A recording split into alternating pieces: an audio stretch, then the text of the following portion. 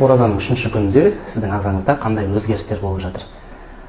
Ең әуелі асқазан ішек жолдарыңыздың жұмысы жақсарды, себебі күнделікті түсіп жатқан тамақ ол асқазанға толық демалуға мүмкіндік бермейтін. Қазір асқазаныңыз түскен тамақты толық қорытып алуға, ештеңе қалдырмай тазартуға мүмкіндігі бар.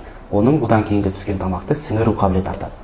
Екіншіден, миыңыздың қызметі жақсарады. Күнделікті тамақпен түсіп жатқан белгілі бір мөлшердегі зиянды нәрселер ол мидың қызметін тежейді. Мидың клеткалары жаңарғаннан кейін сіздің бір іске зейін қоюыңыз жақсарады және есте сақтау қабілетіңіз жақсарады. Үшіншіден, энергияңыз көбейеді. Алғашқы күндері әлсіреуіңіз мүмкін, бірақ үшінші күннен ары қарай сізде энергияның көбейгенін сезесіз. Себебі ашырқанудың әсерінен біздің клеткаларымыздағы энергия көзін бөлетін митохондрияларымыз көбейеді.